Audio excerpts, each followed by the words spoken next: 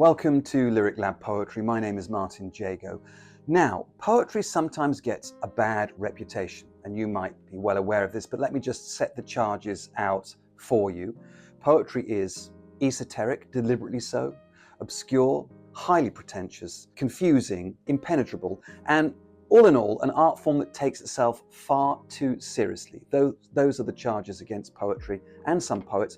And it's fair to say that even some good poets and good poetry, I think, sometimes takes itself too seriously. And that's because it's an art form, like other art forms, it has to be said, that is exploring the profound nature of human existence. Perhaps as a byproduct of all that lofty thinking and tackling these difficult themes and ideas, poetry sometimes does take itself too seriously. So I want to take that idea in this video and turn it on its head by exploring some classic comic verse devices and some forms. And there are some good reasons for doing this. First of all, it will help to break us out of some, free verse habits. It will also help us to explore rhyme and rhythm in a way in which most contemporary poets don't do.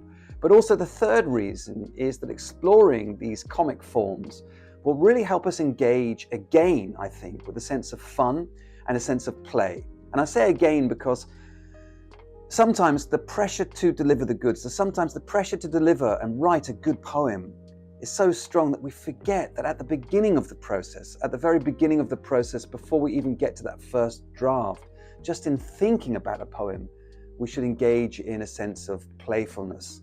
And I've always sort of held firm to the belief that people at the top of their game in whatever industry they are in, whether they are scientists or engineers or poets, playwrights, or whatever the field might be, that those people at the top of the game are the ones who engage with their subject and their specialism in a playful way. It's Einstein, isn't it? Sort of staring out of the window at the clouds during the sort of physics lesson. His mind engaged in that sort of imaginative play. And so that's why we are undertaking this exercise and the prompts that I'm going to share with you. And we are starting with perhaps the most famous of all the comic forms, and that is, let me reach for this very hefty tome here. It is the Limerick. And the Limerick is a few hundred years old. This is a brilliant book I found in a thrift store. And it's provided me with endless hours of pleasure. And I will explain more about that in a few moments. There's a very, very good introduction and quite extensive. It's quite a big introduction to the book, which contains, it says, it's the largest collection of limericks ever published. This actually dates, I think, from around the 1969, 1970 mark. So that might have been superseded, but it's a really thorough investigation of the limerick, of the form. So what exactly is a limerick? Well, most of you will be familiar, I'm sure, with the children's nursery rhyme, Hickory Dickory Dock. The mouse ran up the clock. The clock struck one, the mouse ran down. Hickory Dickory Dock. That is a limerick. It's not a very funny limerick, and it doesn't rhyme in the way that limericks usually do. But let's go through the nursery rhyme again. Hickory Dickory Dock.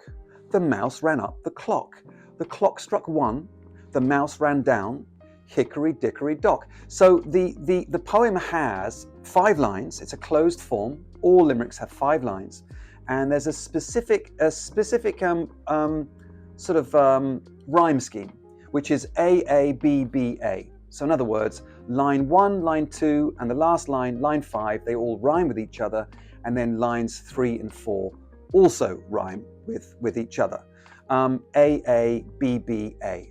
There's also a sort of rhythmic sort of element. I hesitate to use the word meter because it's not the same meter that's used in every single limerick. It varies. What's important are the numbers of stressed beats. So for example, I could write a limerick that starts with the line, there was a man called Dave. There was a man called Dave. And there we have 6 syllables and every other syllable is stressed. So it's an example of iambic, not pentameter, iambic trimeter. Whereas hickory, dickory, these are, what are they? Dactyls, dactylic feet. We don't need to get into the prosody, the explanation of what different limericks do. The important thing for you to remember is that when you read your limerick out loud, the first and second and the fifth line should all have 3 strong beats in them, evenly spaced. So hickory dickory dock, or there was a man named Dave. These are examples of lines that have 3 strong beats in them.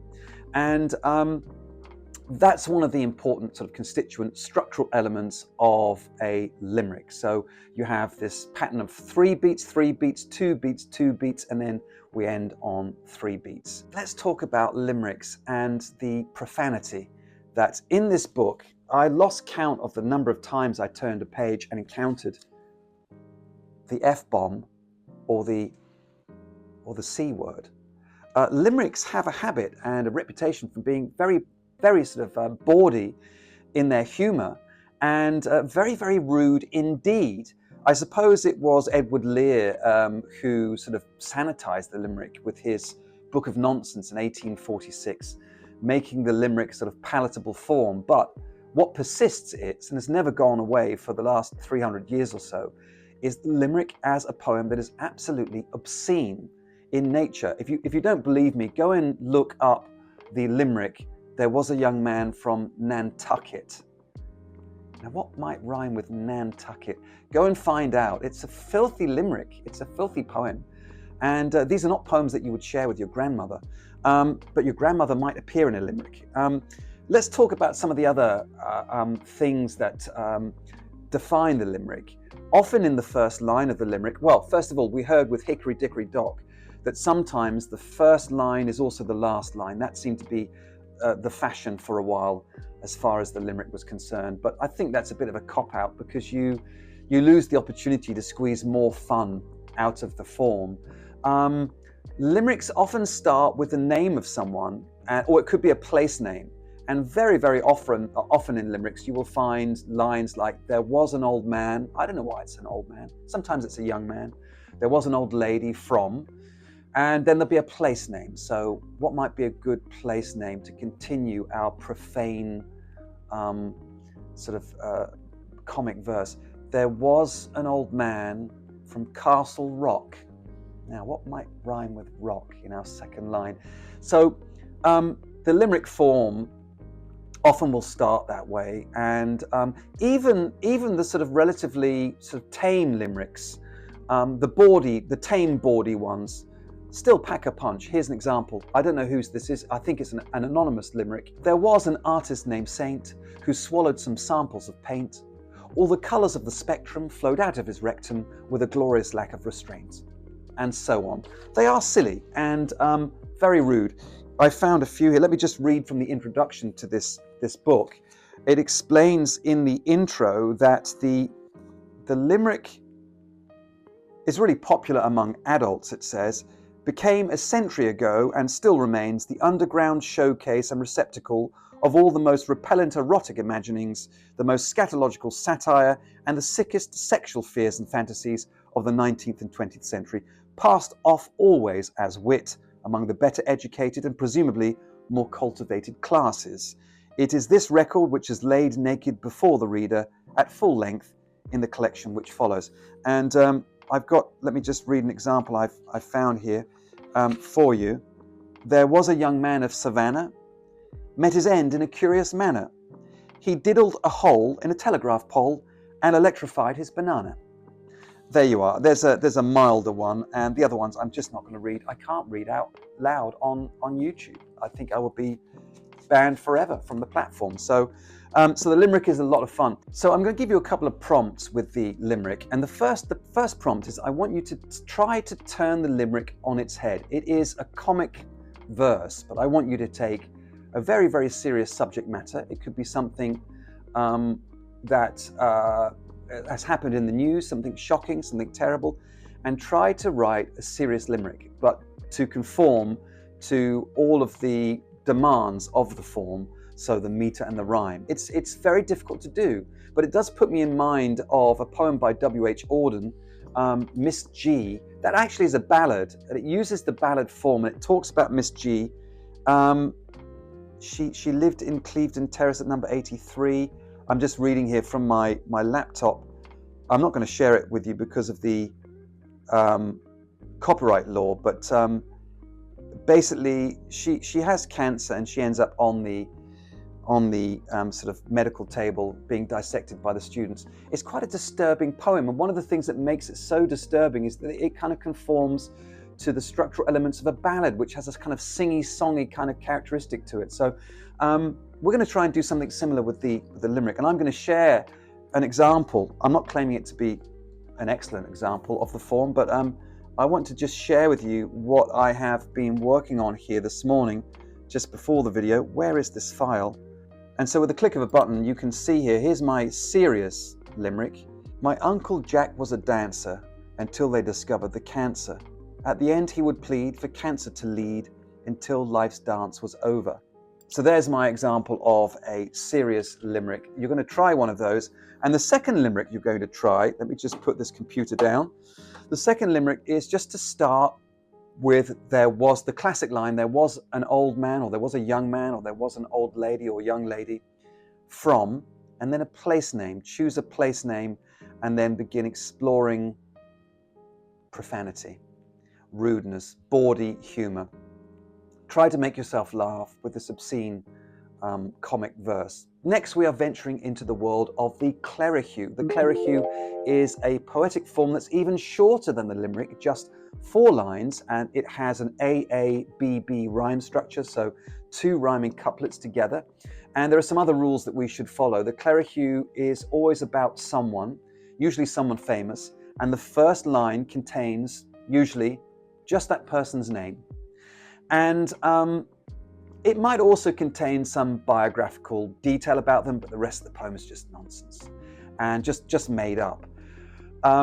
What else is important about the Clerihew is it is deliberately irregular in terms of the scansion, in terms of the meter. It's not trying to fit any rhyme scheme, any metrical scheme at all. And I've got an example here that I wrote this morning, and this is your first prompt. You're going to write a Clerihew that starts with your name, and here's my example with a click of a button that starts with my name.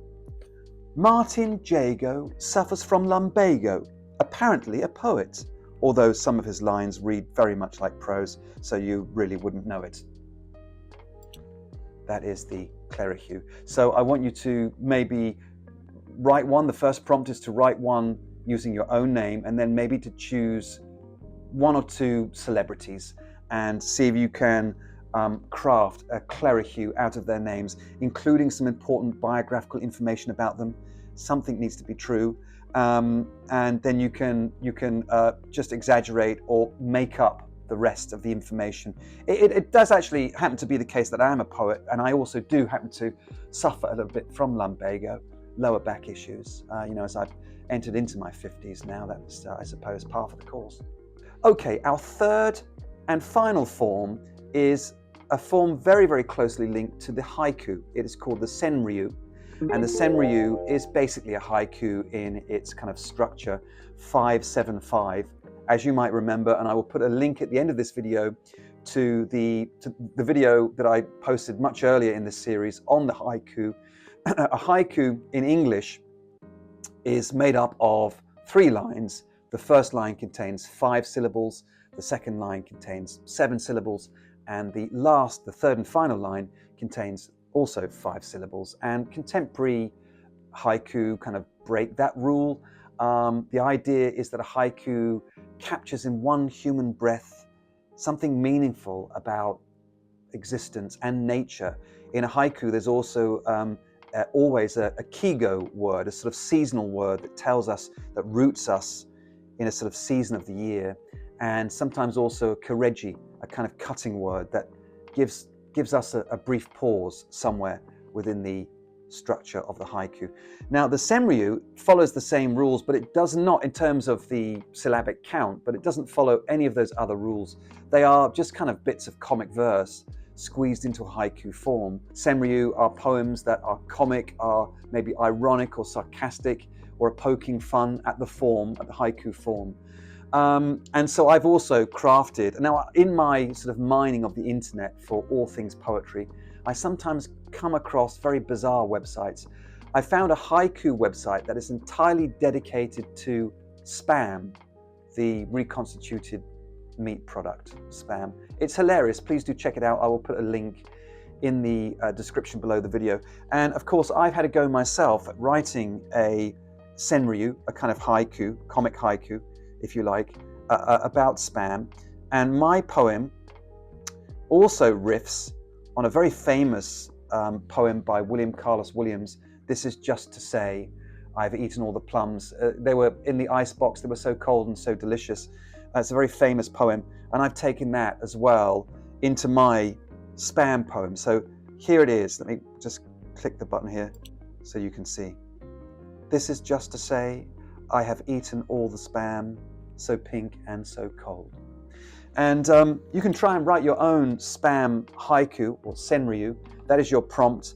And then I want you maybe to go and pick a few other subject areas, one or two other subject areas, which are sort of mundane or ordinary, like what a pain it is to wash the dishes, or how terrible it is to be sat on the loo when you run out of toilet paper, and make a senryu out of that subject.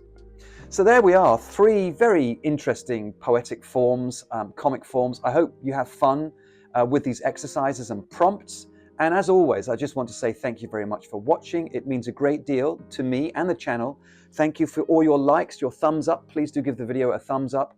And if you haven't already subscribed, please do that by clicking on the subscribe button.